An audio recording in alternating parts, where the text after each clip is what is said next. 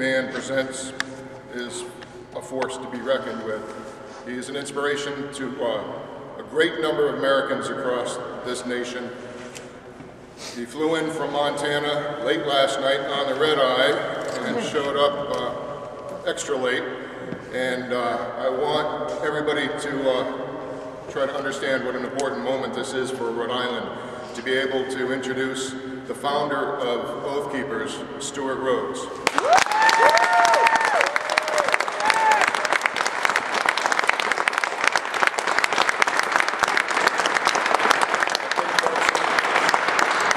Hey, I'm no big deal. I'm just another ex-paratrooper and American patriot. I come from a long line of warriors who have served this nation.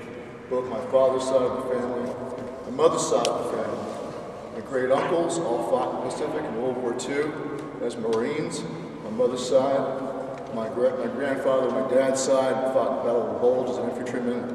My grandfather on my mother's side of the family was a ball truck gunner in the B-17 who did not make it back. So they're the true heroes. My father-in-law, who's now passed away, lied about his age and joined the Marine Corps at the age of 15. And his date of enlistment was December the 10th, 1941. He fought across the Pacific as a young teenager and fought, including at Iwo Jima. And those are the true heroes. And they fought so hard against an external enemy. And yet they came home, and I talked to a World War II veteran, Warren Bodecker in Montana, who was another hero of World War II. And he said, you know, we fought so hard against the external enemies, the fascists and the communists, but we did not pay enough attention to the domestic enemies of the Constitution. This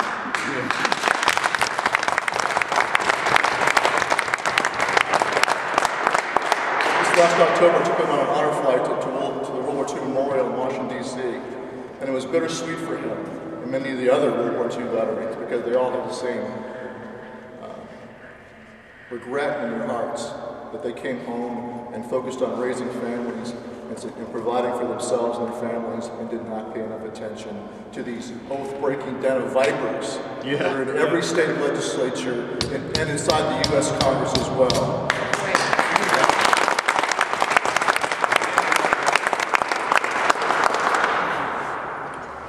The long line of Americans who have died and bled for liberty stretches all the way back to Lexington Green and all the way forward to right now in the sands of Iraq and Afghanistan and here in America.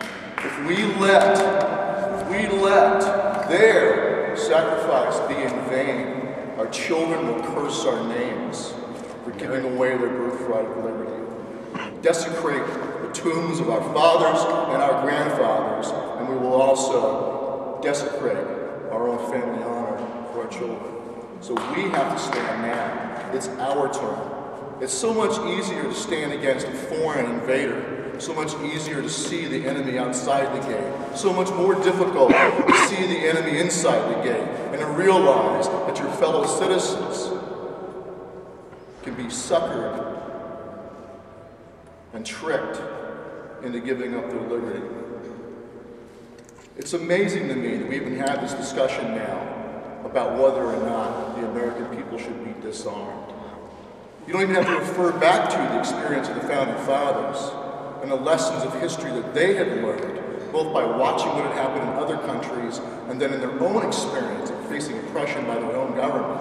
You don't have to refer to that. Just look back to the 20th century and to the tyranny and mass murder of Adolf Hitler, Joseph Stalin, Pol Pot, or the Pinochet in South America, or Franco, the fascist over Spain.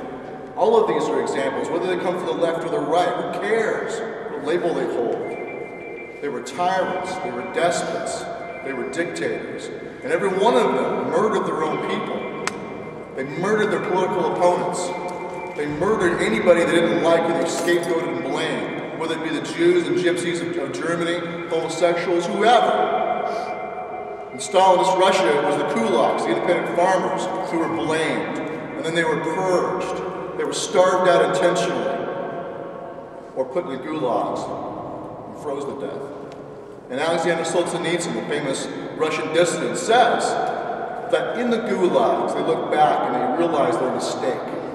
He said, how we burned in the camps later, wondering what things would have been like if we had realized we had nothing to lose. And instead of paling in terror for the knock of a door in the middle of the night, we had set up an ambush down in the hall, using picks, pokers, axes, whatever was at hand. Despite Stalin's thirst, the machine would have ground to a halt without the willing tools and implements of oppression.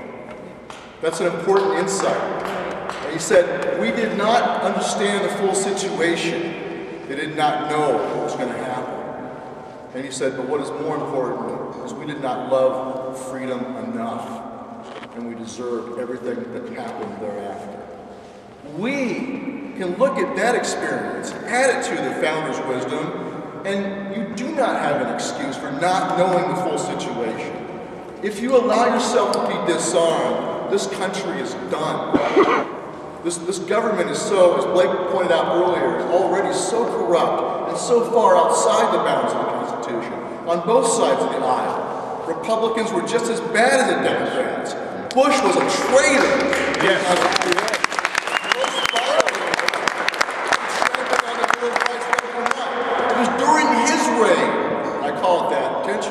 During his reign that you had Katrina, where you had house-to-house searches, unlawful searches, and disarmament of peaceful Americans just trying to defend their homes.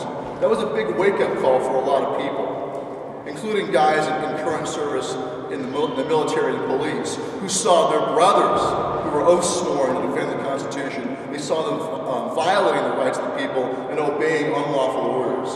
That's one of the reasons I started Oath Keepers. But the other big reason, even more fundamental than that, was early on, or after 9/11, almost immediately, that attack on the United States was used, and the fear and anger of the people was used as the excuse for giving up fundamental liberties, such as the Fourth Amendment, right to be free from unreasonable searches and seizures, such as the right to jury trial, guaranteed in Article 3 of the Constitution itself, but also reinforced with grand jury indictment in the Fifth Amendment and actual jury trial in the Sixth Amendment. All of these core lessons of the founders were set aside, and the argument from the neocons was, well, this is different now. The world's a different place. We must get rid of these arcane notions of due process, including for Americans, and we have to fight fire with fire. These terrorists trying to kill us, we have to do whatever it takes. That was the excuse given to the American people. And in the name of fighting the war on terrorism, the Bush administration claimed the power of the president to use military force, military detention, military trial against anyone, including any American citizen, in direct violation of the Constitution. Article 3 tells you exactly what must be done with an American citizen accused of making war against his own country or aiding the enemy. That is the crime of treason, defined in Article 3, Section 3. And what's it tell you must be done with that person? It requires a public trial in an Article 3 court. It requires 2 witnesses of the same overt act, extra procedural protections, as Blake can confirm. Nowhere in the law, anywhere else, is a requirement of 2 witnesses, or it requires confession in open court. The plainest constitutional provision, directly on point, is being violated. And not just by Bush. Now Obama has taken the same claim of power and continued this. It is a bipartisan assault on our Constitution by both parties.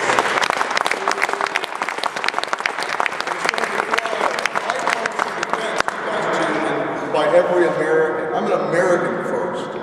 I'm not a Republican first or a Libertarian first. I've never been a Democrat, but I'm either Republican or Libertarian. When I get sick and tired of the Republican Party, I vote Libertarian. But I'm an American first. And I know some good Democrats who do stand for the Constitution. In fact, I would take them in my foxhole any day of the week over some friggin' oath-breaking traitor like John McCain or Lindsey Graham. Of course, he's in favor of every statist destruction of the Constitution that comes out of the pipe. But he's also just come out in favor of an assault of its ban, favor of a magazine capacity ban, that is a traitor within the ranks of the Republican Party.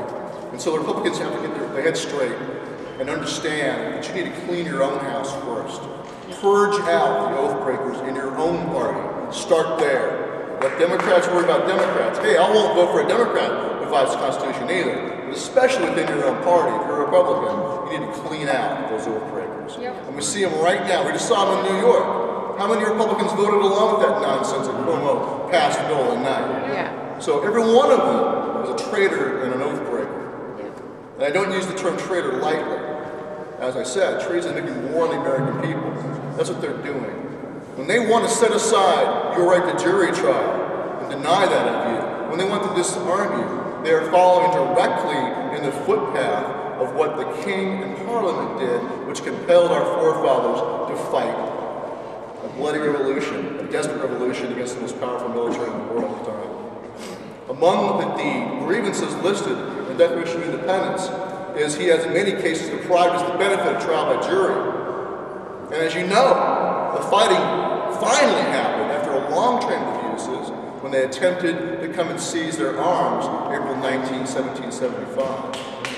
But don't forget, they were coming to get their guns. They were also coming to get people.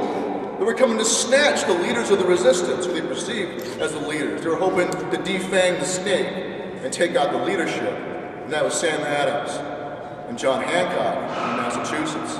So they're gonna get a jury trial? No. They were gonna take it off to some brig ship in the harbor of Boston, never to be seen again. They'd have rotted away down in the holds of that ship. If they were lucky, they'd have gone to England for a trial in England. All of these things, this long chain of abuses they suffered, were violations of not just the rights of Englishmen, which is what they first stood on, but ultimately they stood on their natural rights.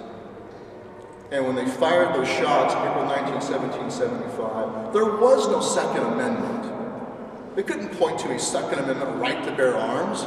It was a natural right of a human being to defend themselves, to preserve their life, their liberty, and their property. They also were standing on the long-standing tradition of Englishmen to be in the militia. As Mr. Daly pointed out earlier, the genius of the founders, even before there was a Constitution, was the understanding that the people themselves must hold the ultimate power in the government. And in this country, under the design of the founders, you hold the military power in your own hands in the form of the militia. You hold the judgment of your fellow American in your own hands in the form of the jury. The government cannot take your life and liberty from you. Only your fellow Americans can. Only a jury or peers, not the governor, not the president, not Mr. Brennan in the friggin' CIA, the snuff list architect. He doesn't have the right to judge you and sentence you. Only your fellow Americans do. There's also sufficient your fellow Americans who hold the military power in their hands. And only they can use force against you inside the United States. Article 1, Section 8 is clear. It says Congress has the power to call forth the militia to execute the laws of the Union, to suppress insurrections, and to repel invasions. Who is the militia? It's us. Only we can be used internally against each other or ourselves, just like the jury is us. The whole point of that is that you cannot have a standing army. It's easier to have a standing army abuse the people, but if we are the military force, how can we be used to tyrannize ourselves? It can't be done. It cannot be done. If the national government were to call forth the militia for any other purpose other than what's in Article 1, Section 8, or to execute unconstitutional laws, which are not law at all, what could be the response of the state militias and the governors of the states? No. Go pound sand. Do it yourselves. So without their support, they could not do it. That's the counterbalance. It's not just the courts. We have gotten way too far. I graduated from Yale Law School. I know what I'm talking about. The worship of the courts has gotten way out of hand in this country. It's gotten to the point now we have this spectacle of Congress saying, well, we'll just pass whatever we think is right, and let the courts decide whether or not it's wrong. How is that in keeping with their oath? Their oath is, I swear to uphold and defend whatever I think is right until the court says that it's wrong. The same goes for every officer, from the president down to the local dog catcher. Federal and state takes that same oath. And it's not just to do whatever and follow the orders of the president until the courts say it's wrong, or do whatever Congress says until the courts say it's wrong, or do whatever Governor Cuomo says until the courts say it's wrong.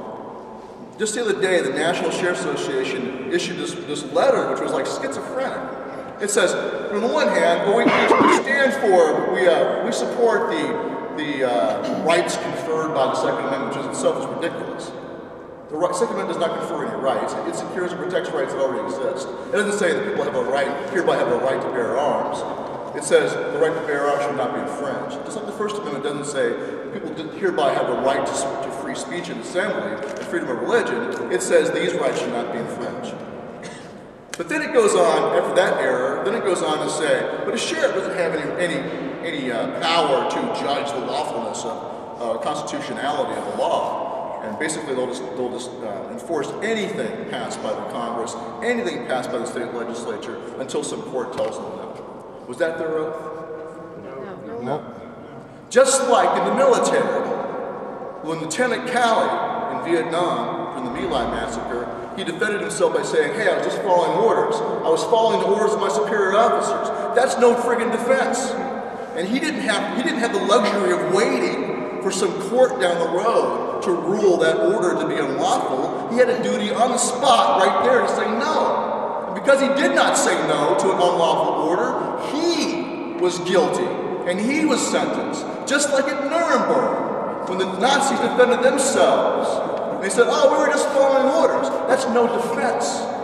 You had an obligation, you had a duty to say no, to stand up, even at risk of your own life. It's what we told them before we hung them up. The same stands true today for every single oath-sworn officer in this country. I don't care who they are. It can be from the legislature, it can be in the executive branch, judicial branch, law enforcement, which is part of the executive branch. They all have that duty and responsibility to make a determination on the spot of whether the order is lawful or not and to refuse it. And that goes for any friggin' law. I don't care if Cuomo wants it and the legislature passes it, for example, in New York, and then I don't care even if the judges say it's okay.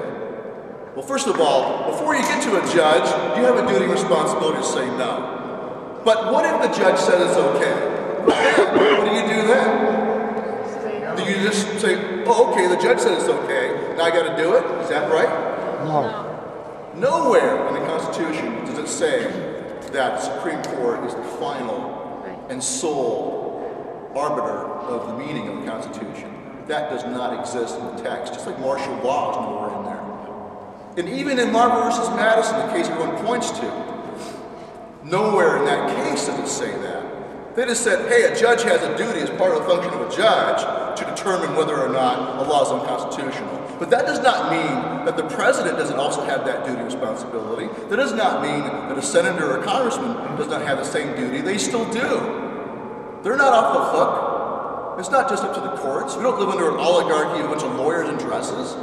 Everyone here has a duty and responsibility to stand up when a law is unconstitutional, even if the court says it's okay. Otherwise,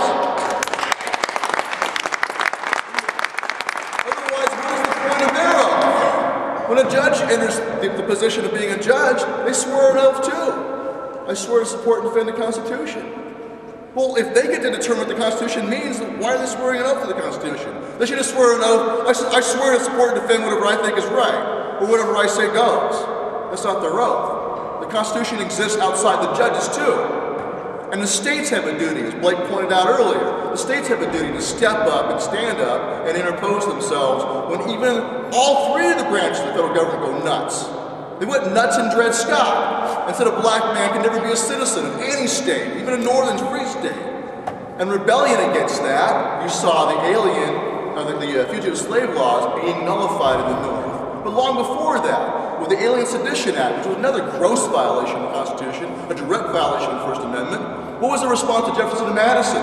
They go hat in hand in the Supreme Court, saying, oh, judges of the Supreme Court, the Federalist judges in the Supreme Court, please defend the First Amendment. Please rule this to be unconstitutional. Until then, our hands are tied. We must enforce this until you decree from on high that it's not right. They didn't do any of that. They said, no, right now, at ground zero, the state, and every officer in this state, has a duty to declare this blatantly unconstitutional, which was obvious what it was. Imprisoning a newspaper editor for criticizing the president, is that unconstitutional? The guy in the street, anyone can see that. You don't need to wait for some stupid judge to say it. You get a duty, they said. This is James Madison, the guy considered to be the father of the Constitution, and Thomas Jefferson, talking to the Kentucky legislature and Virginia legislature.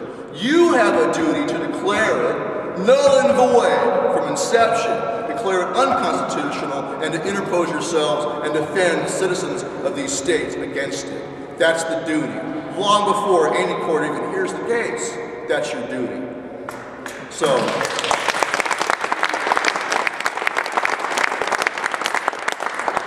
and that's what must happen against any violation of the Constitution. The E1 private in the Marine Corps or the Army has the duty to say no. His commander, his NCO, his gunnery sergeant, has the duty to say no. His company commander has the duty to say no. The battalion commander has the duty to say no. And on up the line. And among the peace officers, same thing. The rank and file beat cop has a duty, an obligation to say no. And his NCO, his sergeant, his shift sergeant, his lieutenant, his captain, the police chief, the sheriff, every one of them has an obligation and duty to say no.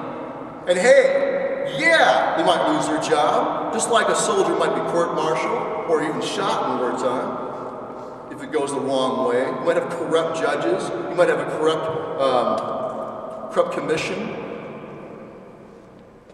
but that doesn't absolve them of the duty to do it. I was willing, I served as a paratrooper in the Army, almost died twice during service. I was willing to die for my country. Every one of you who ever served was willing to die. Every one of us was willing to take a bullet or fall or whatever it was going to be to die for our country. You need to be as resolved in your willingness to take the heat, whether it's for good or bad, in refusing an unlawful order too. I'd rather go to prison, I'd rather be shot up against the wall and shot than to violate my oath. Every one of you.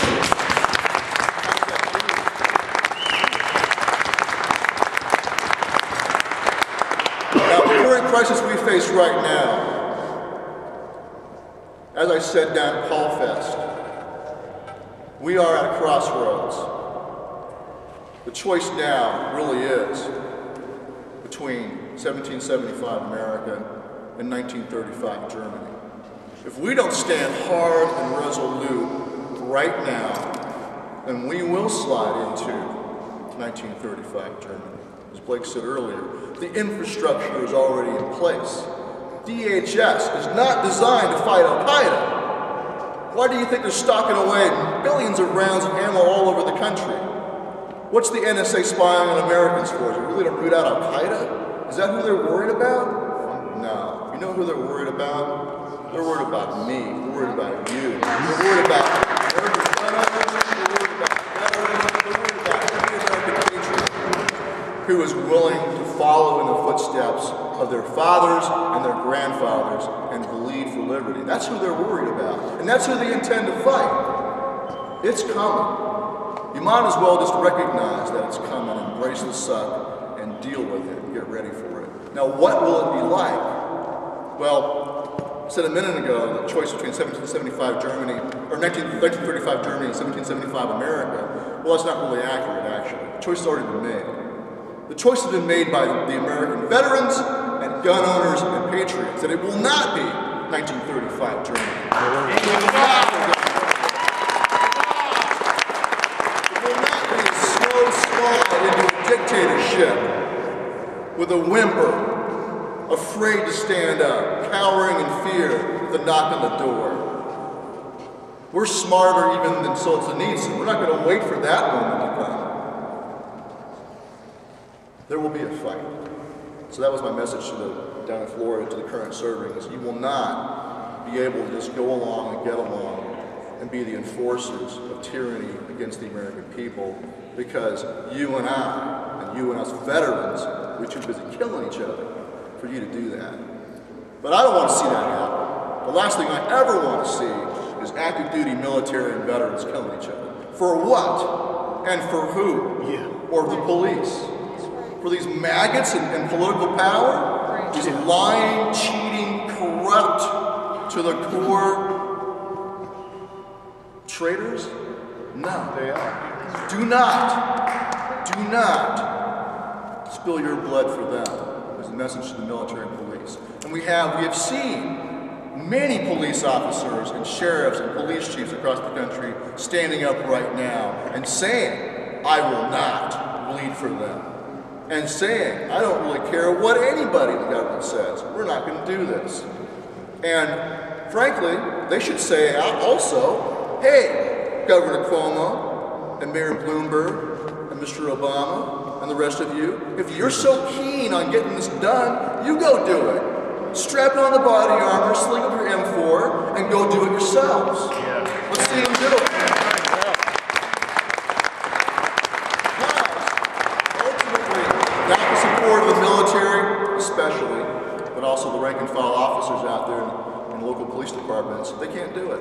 I don't care how many super secret squirrel DHS agents and CIA agents or whatever they get. I don't care how many mercenaries from Blackwater or anywhere else. That's a drop in the bucket compared to the American people. It can't be done. Right. Without the support of the military, even with the support of the military, it'd be a hell of a fight. They need to know that. But without the support of the military, they're done. I give them 2 weeks, tops. If the military were simply to do what the East German Army did in 1989, when the wall was about to come down, and the people demanded an end to the corrupt communist regime over them, they stood down. The Army of East Germany said no when the Communist Party ordered them to go crush the peaceful mass demonstrations. Without the support of the East German Army, the Communist Party was done. The Stasi secret police were powerless. They were running and hiding, taking off their insignia they were so proud of, and trying to pretend like they were just average soldiers and average beat cops. Without the support of the army, they were cooked. And if the East German military can get it right, so can ours. So don't give up on them. Reach out to every one of them. Remind them of their oath. Put a billboard up outside of one of their friggin' bases. We got a billboard campaign right now. You can help donate to that. But I don't care if you go do it yourself. Go get a billboard. Let us know where it is. We'll give you the artwork, whatever you want. We'll help you. Get a billboard up. Remind them of their oath. It cannot be done without them. I don't care how bloodthirsty, how corrupt, how evil the people in power at the top are, how much they want to take away your rifles. I don't care what they want. It can't be done without the military support. And the same goes for the sheriffs. Your sheriff is the most important person in the country right now. Not because he has some sort of secret special power under the Constitution. It's because he's oath sworn. But the one thing he does have is the security of being elected by the people. He can't be fired by anybody except you. That's his real power. And you are his real power. So it's critical that you focus on your counties right now. I would say, if you're going to focus your effort on anything, focus it on the military, and then focus it on your sheriffs and your county. Is your county a Milan-LeBay County? Is it a come and take it county? Or is it a bend over and take it county? Bend over. Which one is it? Right. Find out. What you should do is give them a deadline. April 19th is coming right up. I think it's a perfect deadline. And you say, that's the deadline. Sheriff, police chief, county commissioners, April 19th, 2013 is your deadline. Clock's ticking. By that day, you need to decide which side you're on. Either you stand with Captain Parker and his men, either you're a patriot or you're a friggin' redcoat. You choose right now. Let us know by that deadline. They chose that day. All the farmers around them chose that day. We are choosing right now. Make them understand the veterans and the gun owners in your community have chosen the patriot side, and now you're just waiting to hear their answer. And when April 19th comes, if they don't give you a clear answer in defense of the Constitution, in defense of your natural right to keep and bear arms, your natural right of self-defense, if they don't stand up hard by that date, you should declare them a redcoat. And then immediately file for recall that's available in your state. Immediately demand their resignation. And then from that day on, their name is mud. Their political career is over. Done. And whether they're a Republican or Democrat, you'll never vote for them again. ever, never again. They are not fit to serve in public office if they won't take a hard stand. And use the gun issue. Frankly, it's the greatest gift we have right now. It's waking up more Americans now than anything I've ever seen. Use it. It's not the only thing that's important, obviously. The whole Bill of Rights is worth defense. All of it matters. It all works together. But it's the one thing now that should be a clear line. If they will not stand in defense of your right to self-preservation and self-defense and your duty to be the militia as the people, they will not defend that. They won't defend anything. So make that the litmus test right now. And if they will not stand, declare them a redcoat and purge them out of office. So that's really all I have to say. We have a Milan LeBay Pledge website, milanlebeypledge.org. I encourage you to go there. On there is already a general pledge. We'll have one for current serving police officers very soon, military. We're also going to use that to help launch this Milan LeBay County project, where we focus on all our counties. So I call on you now to focus. Consider it a sprint. From here until April 19th is a hard sprint in your county. Set up a rally on that day, make that the deadline, and then do a public declaration of who's on which side within your county on that day. And then do another sprint after that. We don't know how much time we have left. We'll do it in short 3-month sprints. And work hard, focus on the guys with the guns, and God bless America.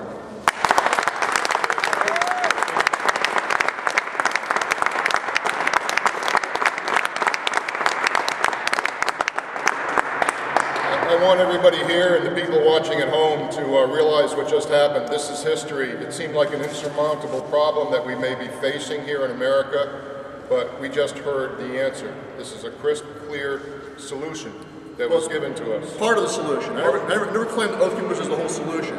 It's just part of it. But honoring that oath and what's written right here in the Constitution, these are the answers that have been handed down to us. And it's our time to pick up the ball. Thank you very much, Stewart. Thank you.